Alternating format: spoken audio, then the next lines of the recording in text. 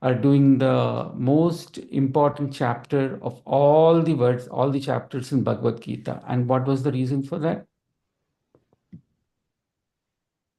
Because Krishna told that is giving us most important knowledge. And from a material perspective, or from a not material, logical perspective, this is the verse, this is the chapter which is very relatable for us. See, some things are okay. Krishna said that do this, right? That kind of chapters are there, and some words or chapters are there which are helpful to one kind of people. Like, say, example, some people who have strong faith in Krishna, but they don't know how to progress, right? Some chapters cater to such people, and some chapters are there which people don't know anything about anything, but that will help them to develop faith in Krishna. And some chapters are for people like us, where our logical thinking, our qualifications, our education comes in the way, right? And this chapter is helps us to utilize those and improve in the spiritual path, rather than that education being an obstruction or a hurdle. Okay, so that's why this chapter is very, very important. And I'm glad that today is Ekadasi, and we are having the opportunity to listen to this chapter, most potent chapter on Ekadasi. With that, Rupesh keeps us straight on honest all the time. We finished verse 3, right? So verse 4. That's right, Suresh. Yeah, verse 4 now.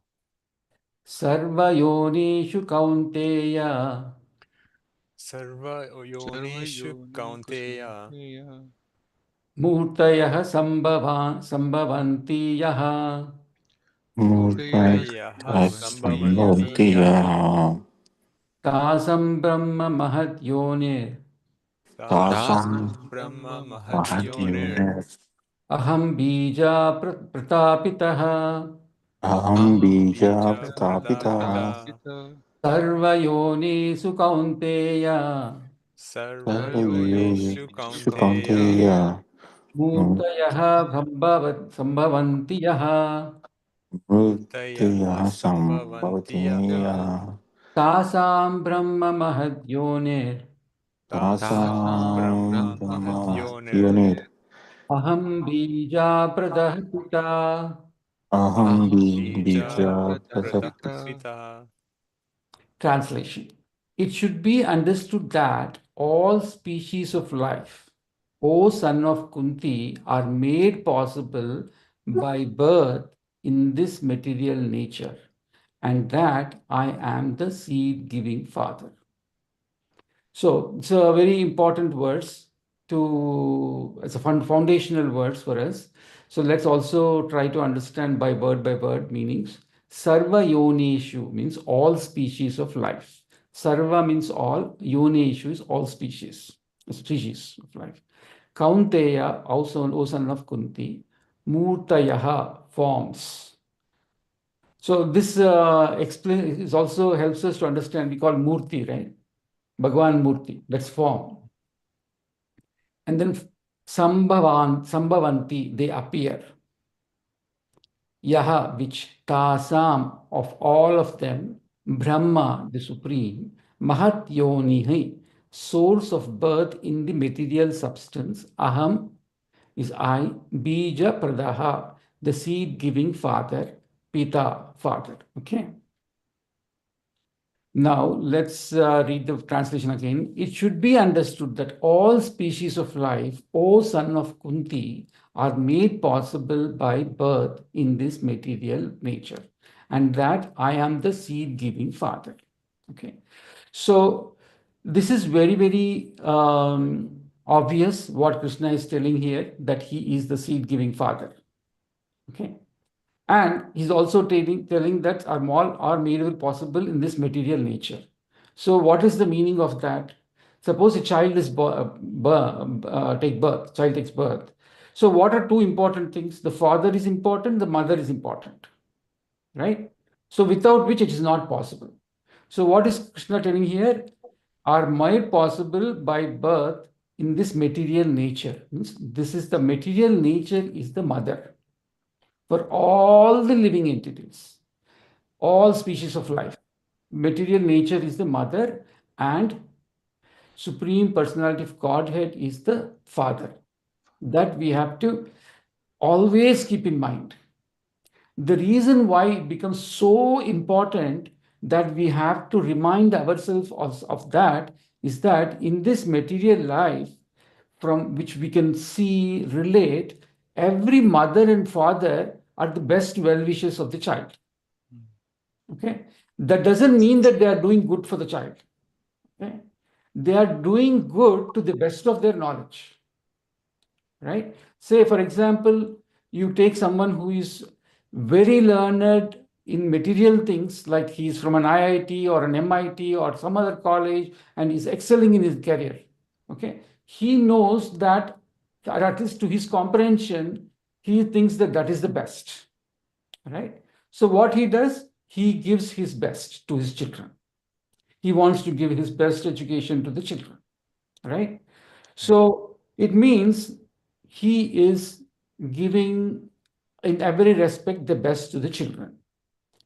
However, the catch is, to his best is the catch, right? And someone else who is a Brahmana, who is a priest in the temple, or who has been following the Shastras and all, he will be thinking that he'll be under impression that giving all these, making the child memorize all these shlokas, understanding them, thinking of Krishna is the best for the child. Right? And agriculturists will be thinking that the agriculture is the best for the child. So now, for us, who is the actually, there is a difference between our material father and mother and the material nature and the God. What is that? This material nature is our eternal mother, and Krishna is our eternal father. Because he was father in our previous lives, previous to previous life, in every other lifetime. Right? Whereas the father, who is a temporary father for us in this material world, he has a temporary knowledge, and he is also conditioned under this material world. So, to the best of his knowledge, he is doing the best. Right? So now you want to listen to the eternal father, who is having all the knowledge, right? He's absolute and he has every knowledge that can exist in this world. Or you want to listen to the material father, right? So that is the question now. Right? So if you have the material father who is also spiritually inclined, that's even better. Both are aligned. Now let's look at the purport and see what Prabhupada is going to explain. In these words, it is clearly explained that the Supreme Person Godhead, Krishna, is the original father of all living entities. The living entities are combinations of the material nature and the spiritual nature. What is that material nature? That is this material world, material nature. And what is the spiritual nature? Because Krishna is putting that seed. Krishna is pure. His superior energy is filled with only spiritual energy and spirit. So that is the reason the seed is the spiritual nature, and the material nature is the one which is material world. Such living entities are seen not only on this planet, but on every planet, even on the highest. What are those highest planets? Brahmaloka, Shivaloka, every other loka other than the material world. There are like 7 lokas and so. We're not going into the technical details for now, but we'll try to get the essence of this, right? Where Brahma is situated. Everywhere there are living entities. Within the earth, there are living entities, even within water and within fire. Can you imagine? We never thought probably that any living entity can exist in fire, right? But there are. All these appearances are due to the mother, material nature, and Krishna's seed-giving process. The purport is that the material world is impregnated with living entities who come out in various forms at the time of creation according to their past deeds. So this is very, very important. The last part, the purport which Krishna Prabhupada is adding here. See, material world is impregnated with living entities. That is very obvious and we discussed so far. And who come out in various forms, right? One is coming as a form of a fish, one as a lion, one as a tiger, one as a human, one as a cow, all these kinds of things, right? Were forms at the time of creation according to their past deeds. What are those past deeds? There are multiple things, right? One is what you desire and manifest in your mind. And then when you desire and things fall in place, they also go into action. So all those things from the conception stage where it's a desired stage to the completion stage where you have executed them. All this whole process from which what you desired, what you did, what are the end result, all those things are part of that karma. Those are the past deeds which gives you a birth. At a macro level, what kind of a living being you are, right? Like basically whether it's a human or some other animal life or something else. And second aspect is whether you're in this earth or Brahmaloka or Shivaloka too. And then within each, let us take an example of human because we are all humans, that will be more related. One is born in a family of wealthy, spiritual family. One just wealthy family but not spiritual. One just spiritual and not wealthy family. So all those past karmas are giving this. In addition to that, you are also, some people are very intelligent, super intelligent, right? Some people are intelligent from a material perspective, but they're blind towards spiritual perspective. Some people are ignorant. Some people always want to sleep. Some people are passionate. All those things are coming from our past deeds. So any questions on this so far? Okay. It means that everyone got it. Next verse, verse 5. Sattvam rajastama iti Sattvam rajasthaniti guna prakriti sambhavaha guna prakriti prakriti sambhavaha sambhaha nibaddanti mahabaho nibandhanti nibbidhanti mahabaho mahabaho dehi dehinam avyayam dehi dehi dehinam dehinam avyayam avyayam sattvam rajastama iti tattvam sattvam rajasthaniti rajasthanamiti gunaha prakriti sambhavaha gunaha prakriti prakriti sambhavaha sambhavaha nibaddanti mahabaho nibbidhanti nibandhanti mahabaho mahabaho dehe dehinam avyayam. dehi dehi dehinam dehinam avyayam. avyayam. So now in this verse, Krishna is introducing us to three modes of material nature. Okay, one is Sattvam, the mode of goodness; Rajaha, the mode of passion; Tamaha, the mode of ignorance. Iti, thus. So basically, these are three modes of nature. Gunaha, that's the qualities, right? Where goodness, passion, and ignorance are also called the qualities. Prakriti, material nature; Sambhavaha, produced of, or which is feasible, right? Sambhava means feasible. Nibadnanti, do condition. Mahabahu, O mighty armed one. Dehe, in this body. Dehinam, the living entity. So Dehe means just the body. Dehina means the living entity. Avyayam, eternal.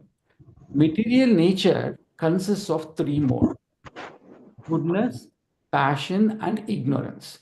When the eternal living entity comes in contact with nature, O mighty armed Arjuna, he becomes conditioned by these modes. Okay. So, what does this imply to us? What is the takeaway point to us? Right? Some people, most people like it actually, when they get a good thought, they feel elated and happiness. When they get a bad thought, they get demoralized. Oh, why did I get that stupid thought into my mind?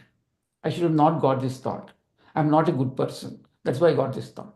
So we should remove all that feelings from our mind because there is a reason why we are getting that mind, those ideas. All we should be focused on how to come out of that. If you're elated and feeling happiness and pride, we should overcome that pride. We should work on overcoming the pride.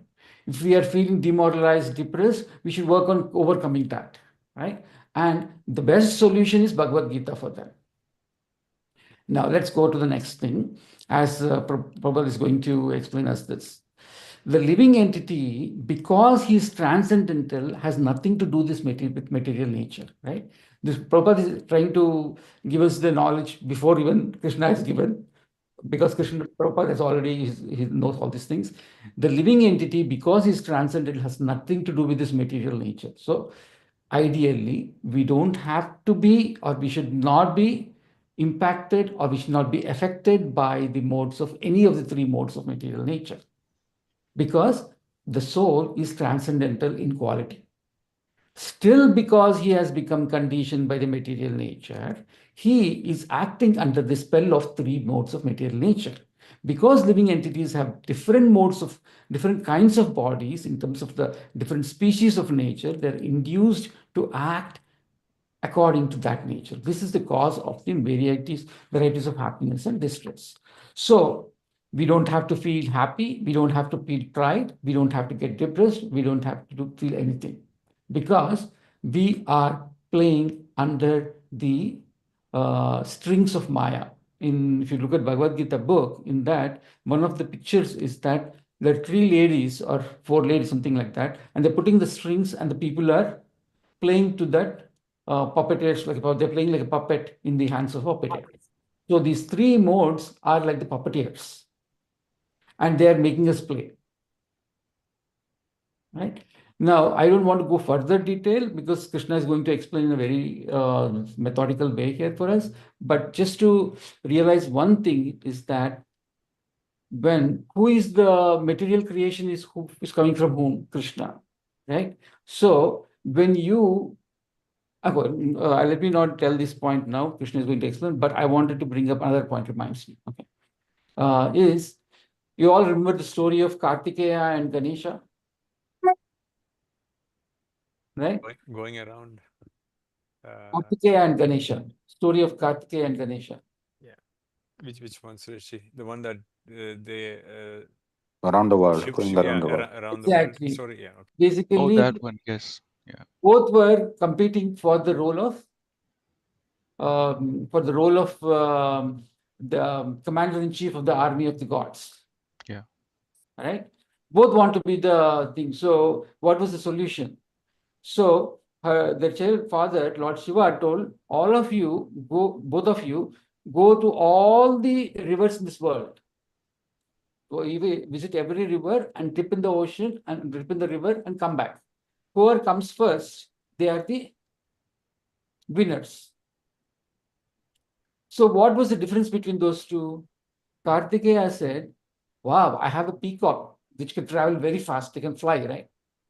He went on that. He was in very high spirits. With all the passion in this world, he went there.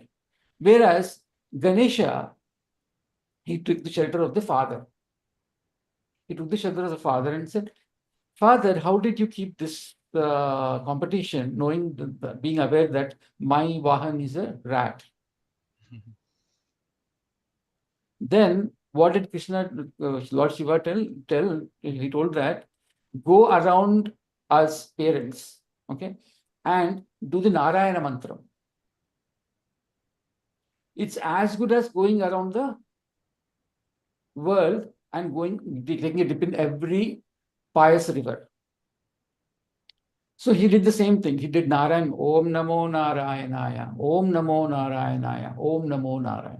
He did that 7 times around, right?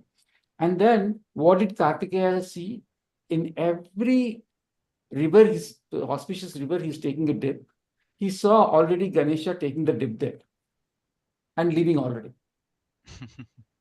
So that is the power of Narayana mantra. And who gave that mantra to Ganesha? His father. So what is this thing is, now we should approach our father to get the Narayana mantra for overcoming this, right? This whole conditioning. And what our father is supposed to tell, give us Narayana, because that is the ideal thing. So this material nature is such a big beast, such a big puzzle, such a incomprehensive thing that you cannot overcome that.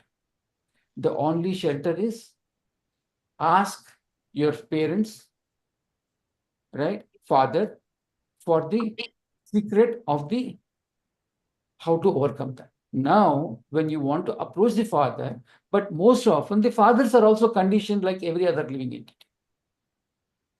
Then what Krishna did, he created something called Guru, spiritual parampara. In the spiritual parampara, this knowledge of Krishna is coming unadulterated through the parampara. So you approach a spiritual master where he can educate you and what is the secret of overcoming that and going back to God or overcome this material nature. So we'll go to the next verse now. Any questions so far? Okay. Verse 6. Tatra sattvam nirmalatva Tatra sattvam Sattvam nirmalatva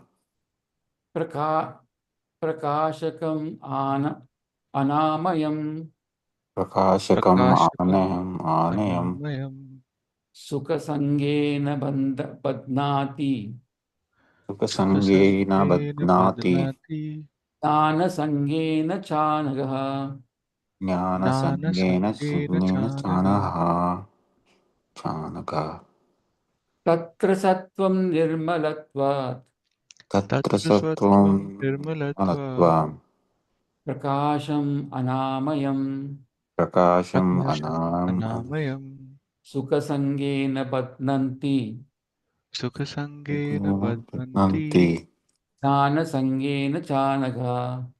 jnana sangena chanaga Sana Tatra, there, sattvam, the mode of goodness, nirmalat, being purest in the material world, prakashakam, illuminating, anamayam, without any sinful reaction, sukha, with happiness, sangena, by association, badnati, conditions, jnana, with knowledge, sangena, by association, cha, also, anaga, O sinless one. O sinless one, the mode of goodness, being purer than others, is illuminating, and it frees one from all sinful reactions. Those situated in that mode become conditioned by a sense of happiness and knowledge. So repeat. O sinless one, the mode of goodness is purer, being purer than others is illuminating. It frees one from all sinful reactions.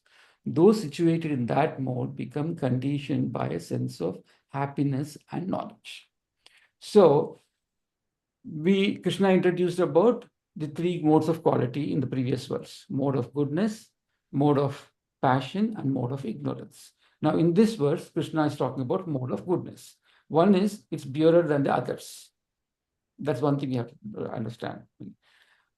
Next is it's illuminating, meaning what? It gives us knowledge. It gives us clarity. And it frees one from the sinful reactions. Those situated in that mode become conditioned by a sense of happiness and knowledge. So what is important? Those getting into mode of goodness is very, very helpful. And it's purer than others, it's illuminating because it gives us knowledge and frees from sinful reactions.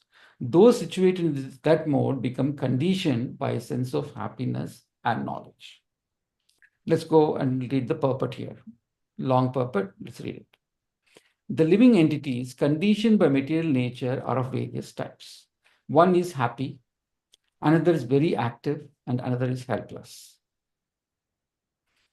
The one who's happy is in the mode of goodness, the one is active is mode of passion, and one is ignorant is helpless. All these types of psychological manifestations are causes of entities' conditioned status in nature.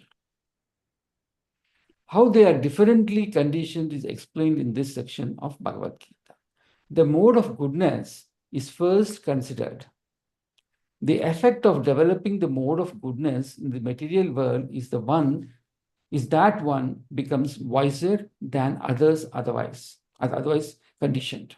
A man in the mode of goodness is not so much affected by material miseries. And he has a sense of advancement in material knowledge. The representative type is the Brahmana, who is supposed to be situated in the mode of goodness. This sense of happiness is due to understanding that in the mode of goodness, one is more or less free from sinful reactions. Actually, in the Vedic literature, it is said that the mode of goodness means greater knowledge and greater sense of happiness. The difficulty here is that even when a living entity is situated in the mode of goodness, he becomes conditioned to feel that he is advanced in knowledge and is better than others. In this way, he becomes conditioned. The best examples are the scientist and the philosopher. Let us take a team at work. Right? Say we have a team of some 5 or 6 people, and there is a phrase at work they call go-to person. Right? So let us take the example of Srini. Srini is go-to person in his team. What happens? He has a very good knowledge of the application they're working on. And probably he has been the oldest person in the team. I'm not talking about age. I'm talking about in the team, probably that he was from the time the product application was developed or product was developed. So he knows where the application is well developed and where the application has some bugs. And he knows the whole flow. So what is happening now? Whenever there is a new person joining, or even the people who are there in the team, when there is a problem in the application, they go to the go-to person. So, which is good. The application, at least whenever there's a problem, someone is there to find the root cause and fix it, which is good from an application perspective. And from a regular perspective also, whenever someone comes and asks Srini, hey, this is a bug here, something I'm not able to comprehend, he helps in debugging. So it's good, but there's a consequence to that. Unless he stays humble, without his consciousness, his pride goes up, his confidence goes up. Along with confidence, pride goes up. Then what will happen? His demands. Okay, next time when the performance review is coming, if he is not given exceptional, he'll be arguing with his boss. Why I'm not giving exceptional? You just give exceeds expectations, but not exceptional. Right? So because that goodness, that things, all those, the clarity of thought is good. It's making things easy for him to do his job, but it's also bringing pride in him. And when someone is doing Bhagavad-gita classes also, and someone says, oh, he's such a good presenter.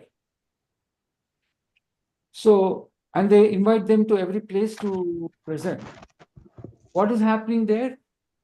The biggest thing is people are getting benefited, but the person who is presenting should be very watchful of his presentation. At the cost of others, he should not get elated too much and become overconfident and develop pride. He should stay grounded in the knowledge, basic knowledge, the fundamentals of the knowledge. Humble. Yeah, exactly. Fundamental. And these days, you go anywhere, they say staying grounded. That's what teacher does in the classroom, right? You remember, I don't know, these days, maybe it is illegal to do it, but in our childhood, whenever you are talking, just because you are having knowledge of the problem which is being taught, you go and explain to your neighbor. Basically, teacher doesn't care about all those things. Oh, this guy is talking, go and kneel down in front of the classroom. Right? So the discipline and the mode was we should not supposed to talk in the classroom where the teacher is teaching. So that is being grounded. So like that, Krishna also tries to help us by making us grounded, by giving us little small punishments. But what happens? We don't realize that. We don't realize that Krishna is trying to ground us, but we get anger at the person or is being used to ground us.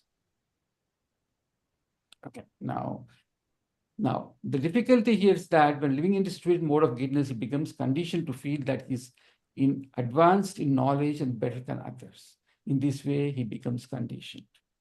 The best examples, okay, with that each is very proud of its knowledge, and because they generally improve their living conditions, they feel a sort of material happiness. They feel material happiness, awesome, no problem with it, right? Now, if I say that when I go to India, I just can't live, the bathrooms are dirty, there's all the dirt around in the road, it's not very clean like what we have here. That is treated as either pride or weakness, right? If you think that, oh, I'm living in such a clean and neat place, I can't go live there, that could be pride. Or the other thing is, okay, now I lost all my immunity, right? To live with the dust and all, I can't live there. That is a weakness. This sense of advanced happiness in conditioned life makes them bound by the mode of goodness of material nature. So basically what is happening, the people who are in the mode of goodness are bound by that mode of goodness nature. As such, they are attracted towards working in the mode of goodness. And as long as they have an attraction for working in that way, they have to make some type of body in that mode of nature. So now, to continue Srini's example, he's so happy. Say, example, let's assume that the company is doing good, the application is giving a lot of revenue to the company, and then so the manager also, okay, this is the go-to person, so every time exceptional, exceptional, exceptional. Okay. Now, if I call Srini and say, Srini, you want to join the Bhagavad-gita classes?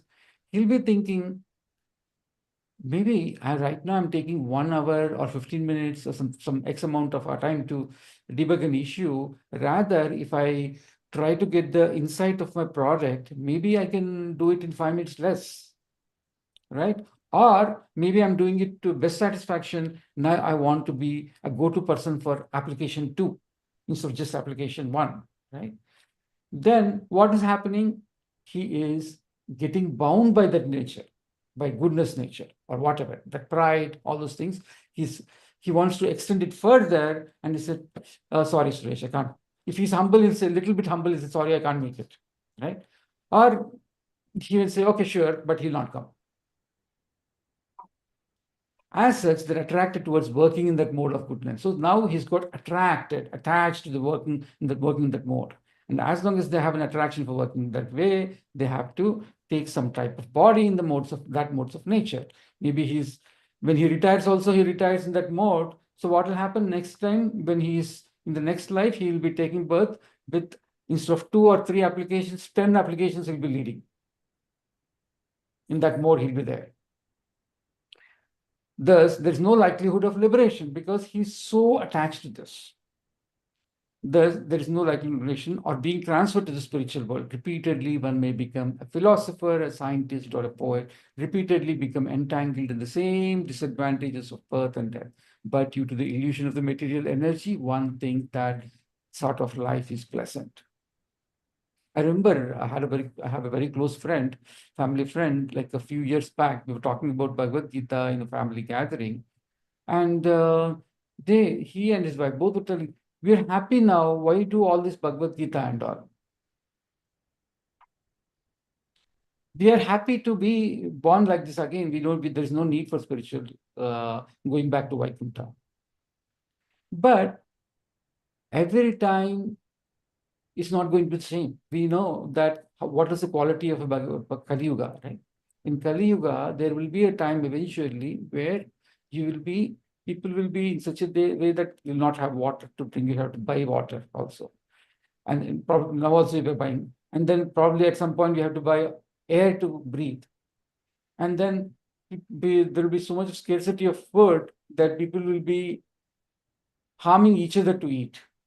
Hurting it. Of course, even now that's happening, right? The whole capitalist economy, everything is focused on me, my country, myself. In the process, they are hurting others. And then eventually you can see that down at the lower levels as well. Verse 7.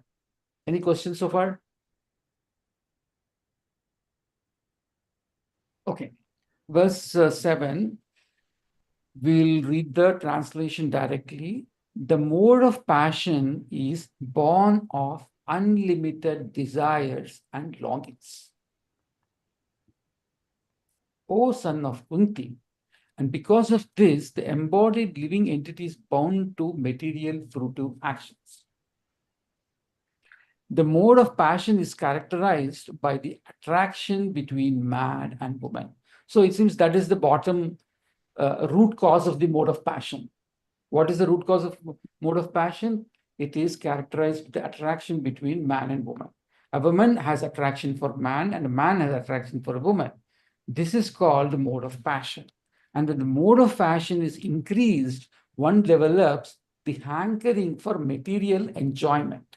He wants to enjoy sense gratification. For sense gratification, a man in the mode of passion wants some honor in the society or in the nation, and he wants to have a happy family with nice children, wife, and house, right? An extreme example is, like, say, generally in the society, if you see, people are first striving to gain money.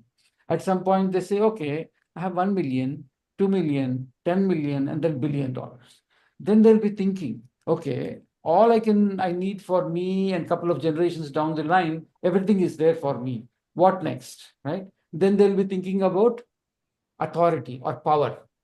They'll be trying to get power at work or power at some other place, society, or they'll go to politics, right? All kinds of things. So that is the general tendency of a person in mode of passion. And when someone is in the mode of goodness, right, they have a chance to transcend to the mode of pure goodness, which will be introduced eventually, or if they are not having that, what is it called, guardrails, right? In office, there's this, many people are using the word guardrails. If they don't guard themselves, what will happen? They might fall into the mode of passion. For sense gratification, okay, it's not so honor, society, or nation. These are the products of the mode of passion. So, whom do people elect as the CEO from the board of directors of the company? Who has the maximum mode of passion? Who will elect someone as a political leader who has a mode of passion? As long as one is hankering after these things, he has to work very hard. Therefore, it is clearly stated here that he becomes associated with the fruits of his activities. It's so evident, right? Basically, when someone is, like, suppose I get some XYZ is getting some benefits of something, and he's so happy, he wants to work more because he wants to get more benefits.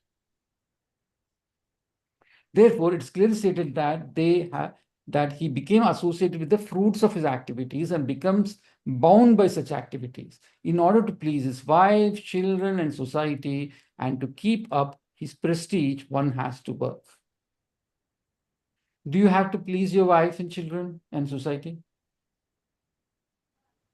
Yes. Very, Practically, yes. very Yeah. honest But answer. practically, yes, but you don't have to from a wider, broader, higher level picture.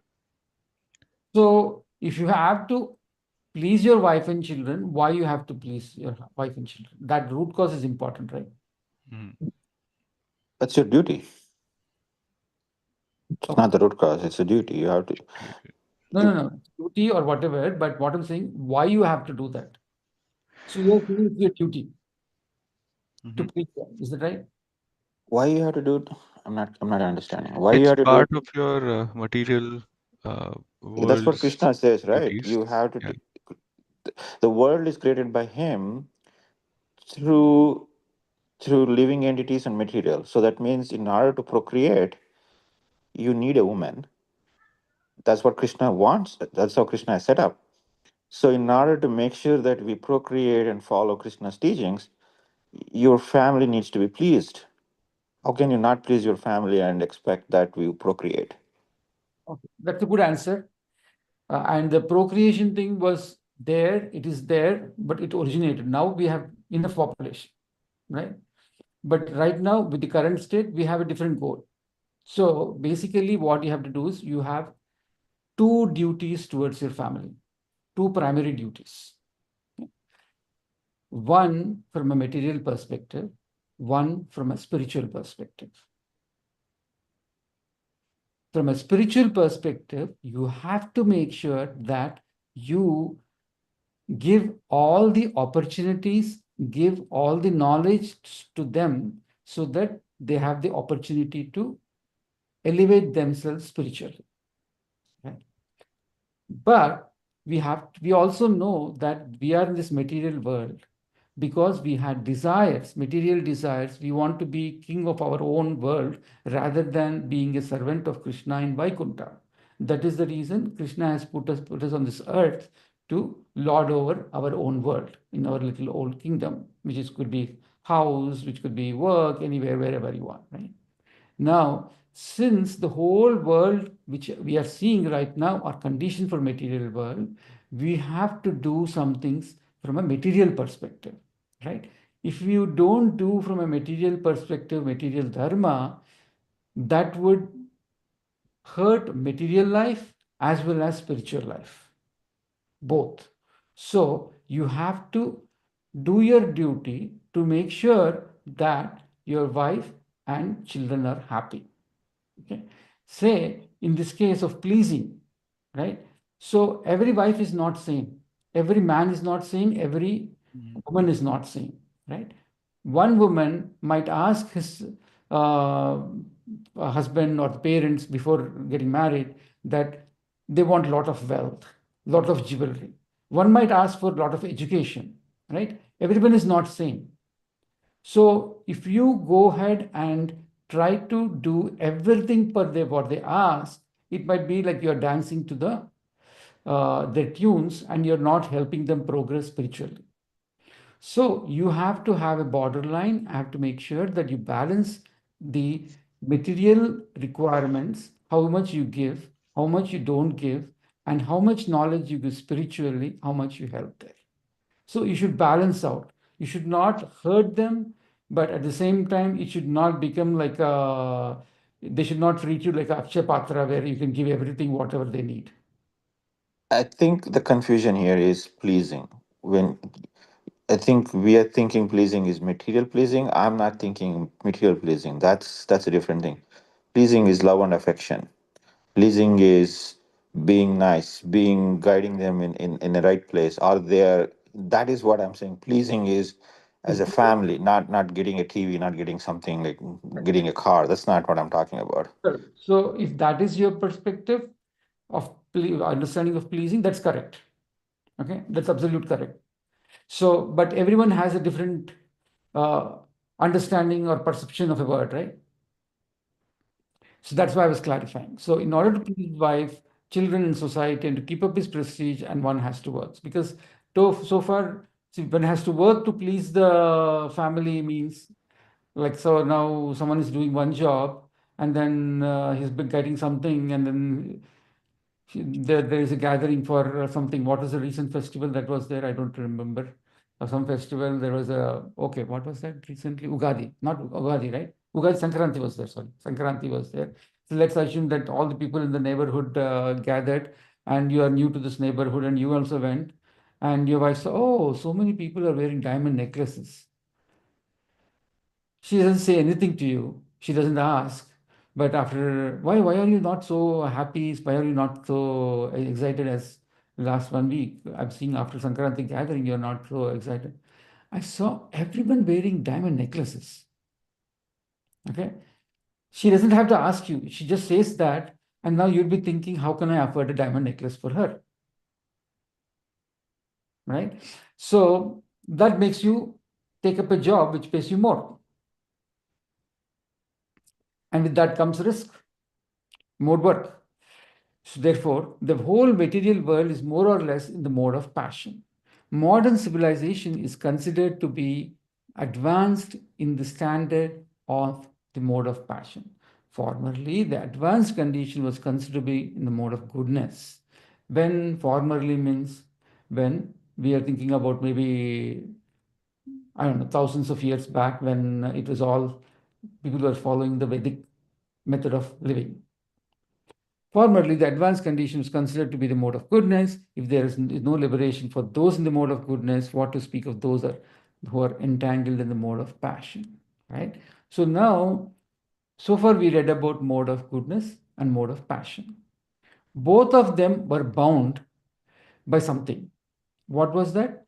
In the first one, they were bound by the mode of little bit of pride and attachment to the work they were doing because they were happy, because of everyone making them happy. And the second one, they are in the mode of passion where they want to entangle because they are seeing the results, the fruitive results of the work, and they are entangled in that. So here, this there's a looks like there is an overlap between both of them, like the goodness, and because there also we give an example of work, right? Work. So there we can give more of a person who's doing in a mode of goodness. Say, for example, um, so let's think someone is building temples or helping, contributing to the mode of temple, contributing a building. That could also be mode of goodness because as you are donating and people are appreciating that, there could be a pride developed in that, that, oh, this temple was built because of me, right? Many times you see our parents, oh, our forefathers are the one who contributed to the building of this temple. That's actually pride. That's mode of goodness. We should do whatever is we have to do, but we should not develop that mode of where we are attached to that. So in both, we are bound. Let's look at the mode of ignorance now. O son of man. Any questions?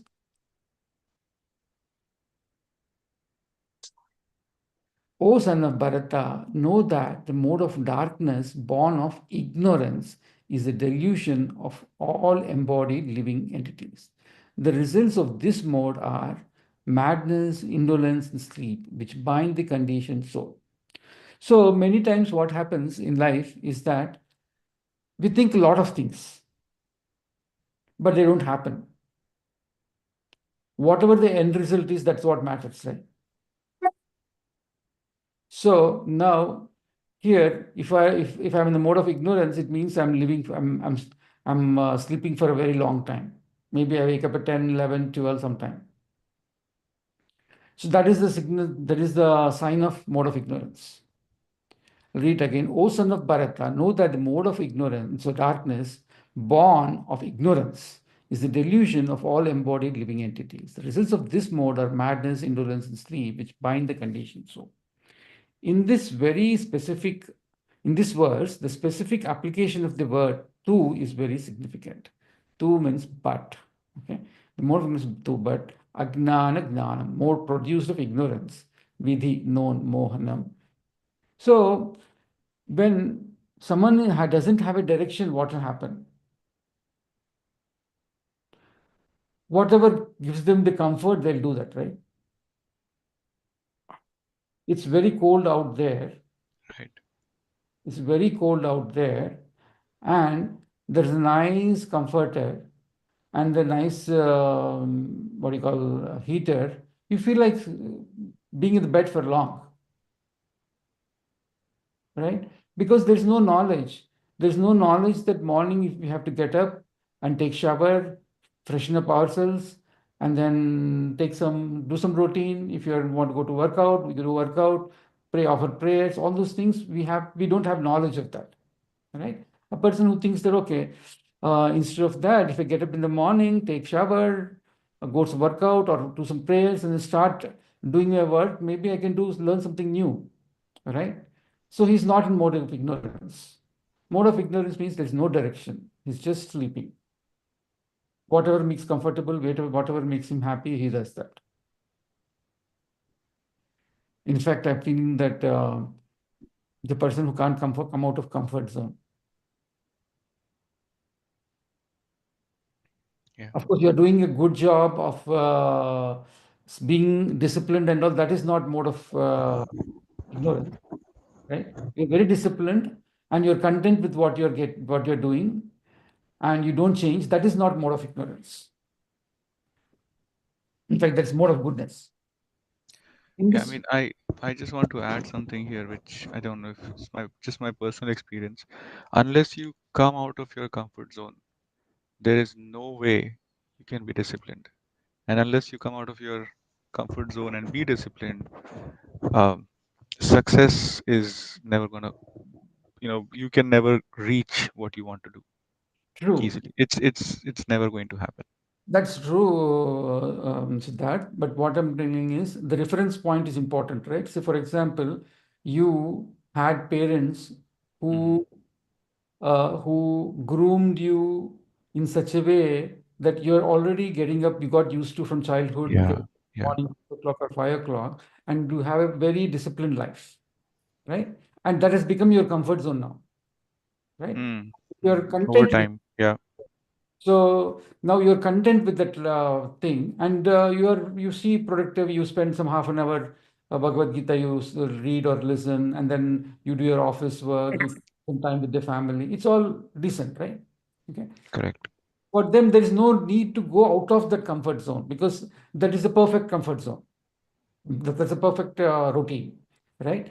For example, the person who is passionate, even after having that routine, which is perfect, he comes out of that and say he'll be thinking, how do I spend more time with my colleagues or do something? And then he sacrifices his time with his family, say, or time with scriptures. Then it is becoming from mode of goodness is going to mode of passion, Yeah, right?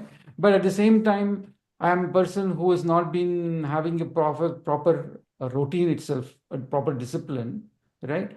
And then I'm trying to that not having the proper discipline has become my comfort zone. I have to come out of that, right? So that, correct. Absolutely. that yeah, that is what I'm referring to. So both are correct based on the reference point, right? Yeah, I mean, that reference point is the key here. If you see the baseline or the reference point is something which, over time, it keeps on changing. For example, you start with something, completely disciplined at that point in time, so like waking up early, doing things in order and everything. Now that becomes part of your life. After a few years in a different stage of life, now that that's already part of your life and you're comfortable with it, what's next? If you don't take that next step, that comfort remains with you, and you know your next or your progress practically remains stagnant Correct. because you're not pushing yourself out of that already established reference comfort zone. Totally, totally agree with that. It's only the direction is key there, right? Once Yeah, you establish a reference point of your discipline, the next is where, right? You yeah, are you have to evaluate yourself where you are, and then when you want to convert to comfort zone, where you want to go. It should not entangle you when you're going into the out of the comfort zone. It should not entangle you and keep you or from not progressing, right? Keep you from progress. It should not held you, it should not go in the wrong direction where you become entangled with something else and not able to spend time in the right direction. yeah. So I'm just thinking it's 9:30. We'll do this verse in the next, we'll resume the next class because we're using the Zoom. It will be good to free up the Zoom also Yeah, because that will be used for the next class. sure. Any questions we can take for a couple of minutes if you have any questions.